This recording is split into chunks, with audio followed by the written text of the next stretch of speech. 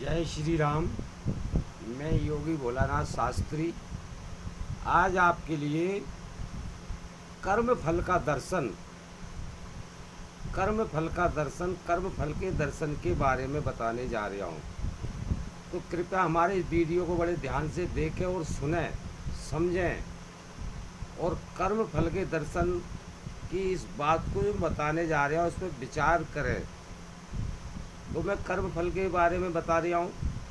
कर्म फल का दर्शन भारतीय आध्यात्मिक दर्शन का मूल आधार भारत का तत्व विज्ञान है।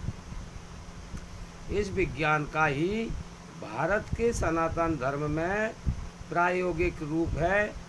इनके अनुरूप इस प्रकृति की कोई भी इकाई जो भी क्रिया करती है उसका असर उसके नाभिक अर्थात जीव की आत्मा पर पड़ता है और उसमें संस्कार उत्पन्न होते हैं।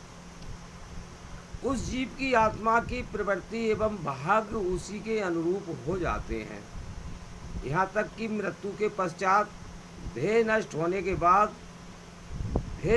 के बाद भी नाभिक अर्थात जीव आत्मा के निज रूप में वे संस्कार बने रहते हैं और वह अनुकूल समय को चुनकर उसी संस्कार के अनुसार अपनी देह रचता है। उसको अपने संस्कारों के अनुसार ही अपनी देह मिलती है, ऐसा शास्त्र बताते हैं। और प्रवृत्ति भी ठीक वैसी ही हो जाती है। इस तरह उसे अपने पूर्व जन्मों के संचित संस्कार को भोगना ही पड़ता है जो कर्म से बनते हैं। इस कर्म के फल में भी मानसिक भाव को स्थान दिया जाता है।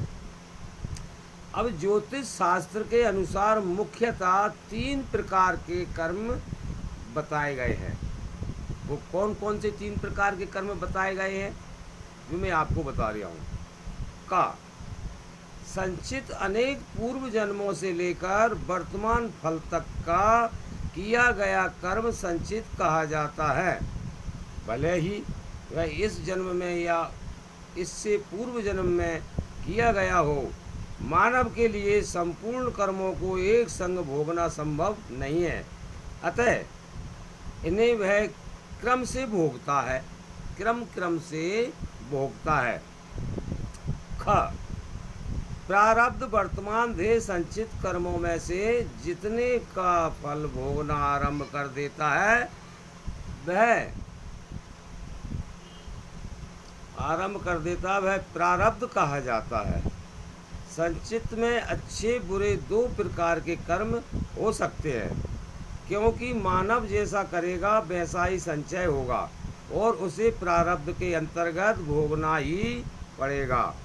तब वह जिस प्रकार से व्याधि के ज्ञात हो जाने पर उसे औषधोपचार के द्वारा सही कर दिया जाता है, जैसे मरीज को औषधि खिलाकर ठीक कर दिया जाता है, ठीक उसी तरह प्रारब्ध के विषय में सूचनाएं प्राप्त हो जाने के पश्चात दान पुण्य व्रत अनुष्ठान आदि शुभ कर्मों के द्वारा उसके विपरीत प्रभाव को दूर किया जाता है। ज्योतिष शास्त्र के माध्यम द्वारा प्रारब्ध का ज्ञान प्राप्त होता है। इस तरह की मदद से भाग्य फल में वंचित बदलाव लाने के प्रयत्न किए जा सकते हैं। क्रियमाण वर्तमान देह के द्वारा किए जाने वाले पाप पुण्य कर्मों को जो हो रहा होता है क्रियमान कहा जाता है। क्रियमान के संबंध में होने वाले शुभ कर्मों द्वारा प्रारब्ध किस्मत में भले ही कोई बड़ा बदलाव न लाया जा सके, बावजूद उसके अशुभ फल को अधिक सीमा तक कंट्रोल अवश्य किया जा सकता है। वास्तव में ज्योतिष शास्त्र का यही सबसे बड़ा लाभ है। ये मैंने अभी आपके लिए कर्म फल के बारे में बताया। हमारे इस वीडियो में आपने कर्म फल के बारे में अगर कुछ समझा है तो हमारे चैनल को अगर आपने सब्सक्राइब नहीं किया हो तो हमारे योगी भोलानाथ शास्त्री इस चैनल के लिए आप सब्सक्राइब जरूर कर लें, लाइक करें, कमेंट करें।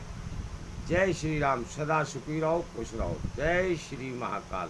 अब मैं आगे के वीडियो में आपको बताऊंगा ज्योतिष शास्त्र की शाखाएं, कि ज्योतिष शास्त्र की शाखाएं कितनी हैं और कौन कौन सी होती हैं, ये मैं आपको आगे के वीडियो में बताऊंगा।